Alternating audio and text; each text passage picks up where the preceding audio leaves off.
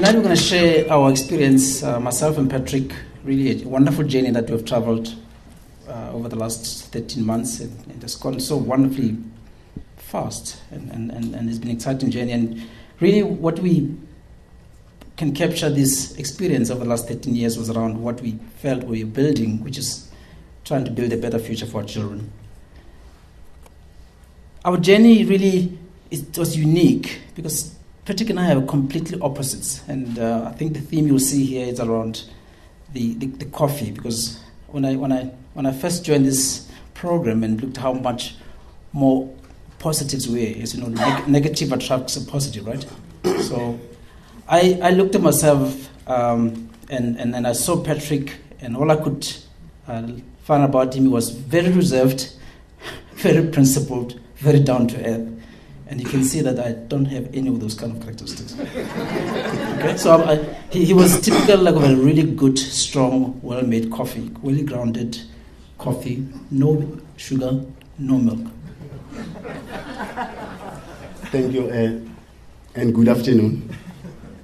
I don't have to say much about Nelson. I think our partners can actually support me in this case. Here I'm dealing with a naughty scientist. The reason why Marishan started with that is all because of the activities that Nelson has displayed during our course.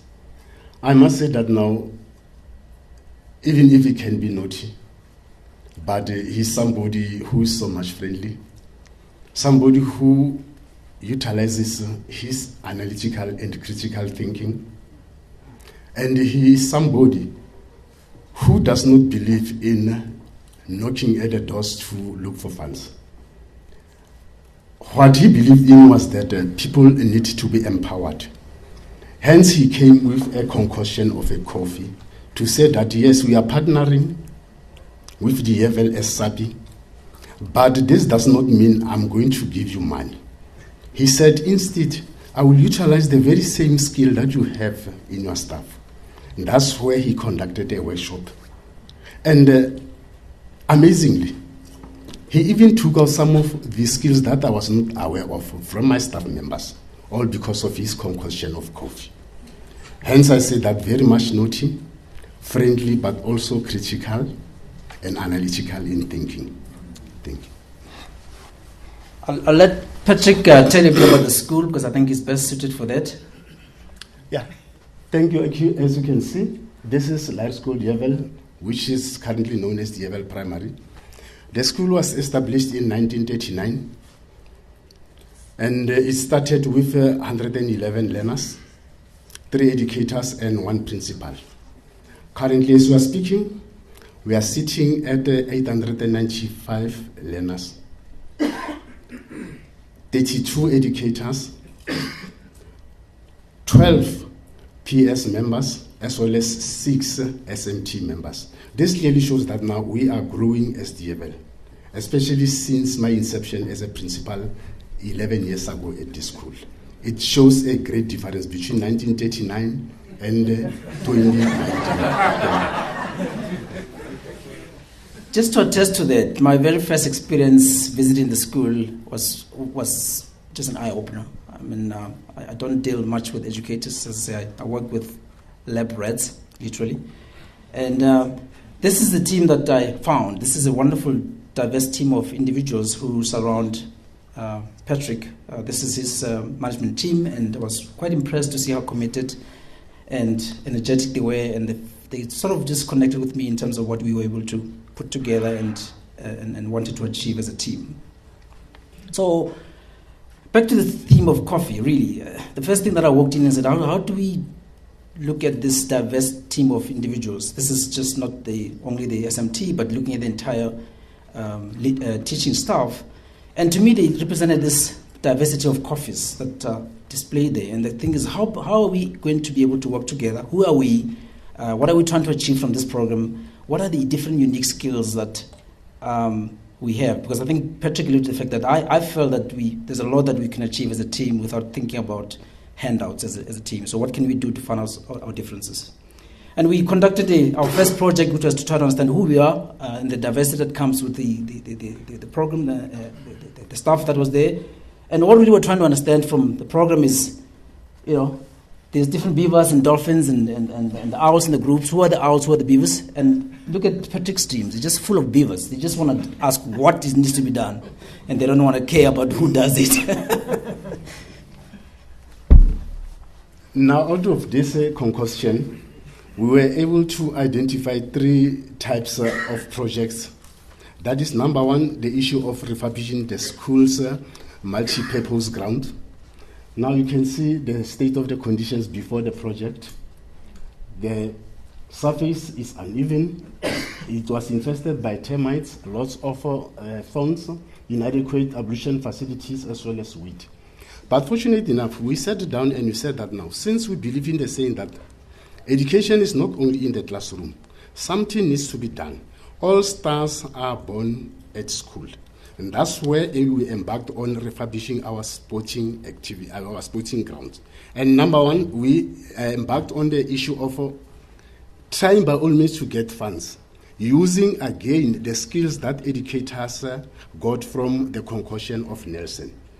Number 1, we told ourselves that now we will come along with an activity that will assist us in getting money right from parents as well as learners, not forgetting the community at large. So we started with the first event wherein we called it the Family Fun Day.